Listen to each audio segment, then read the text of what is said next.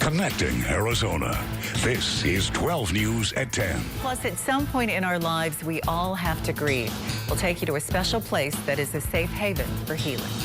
Whether it's a son fighting overseas or a parent killed in a car crash, overcoming the loss of a loved one can be a long and painful process. There are feelings of guilt and sorrow and sadness, but there are also tools to help. And as Kevin Kennedy shows us, places to go where you don't feel so alone. The sounds of laughter echo through the tall pines near Payson.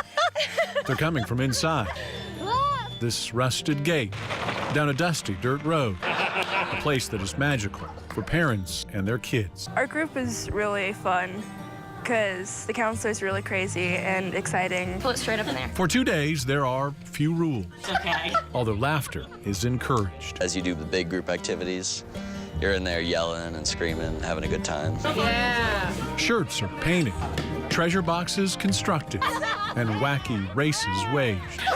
But woven into the frivolity and laughter Be at peace. are introspective moments, quiet, soothing times, when emotions can be showcased on a face that is yours. Well, it's a real mask, you know? You can take it off and let it go. At first raw and empty, then decorated in detail, the outside signifying what the world sees, often bright and colorful. But turn it over, and you see a person that is suffering, dealing with darkness. I don't want to live in that spot of being sorrow, feeling that all the time. 5 months ago, this mother received that call, the one that stops your world. He had been in the accident and he went headfirst into the wall. They'd worked on him for 2.5 hours and they just couldn't save him. Her oldest son, Cody, was just 18 when he died. So did part of Deb. I miss my friend. I don't know how to get that back. A loss multiplied. One son killed, her other suffering in silence. It's always hard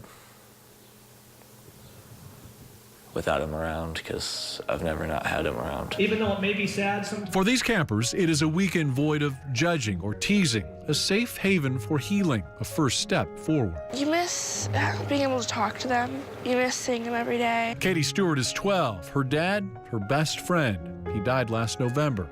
He had cancer. They were constant companions, always out doing things together. They were buddies, and she's lost that. The only mistake that you can make. Surrounded by people who get it, the camp provides both physical and emotional outlets, while arming campers with life tools to help rebuild a world that was temporarily destroyed. Up here, they've taught us, like, being happy is okay, and you can still be happy and grieve. While here, they discover they are not alone on this healing journey, and removing the mask is therapeutic. I have those people that I can show my real self to. They don't always have to see the pretty side. For Deb and Bryce, there is now a foundation to heal. For Karen and Katie, there are lessons to ease. Other people have experienced what you're going through, and they've made it through it, and you can too. No one wants to be eligible for this camp, but by the time it ends, no one wants to leave. I am very glad I came. And when they do, they take home something many didn't come with, hope for the future. Near Payson, Kevin Kennedy, 12 News. And that camp is put on every year by Stepping Stones of Hope. The organization has 2 other grief camps coming up later this summer.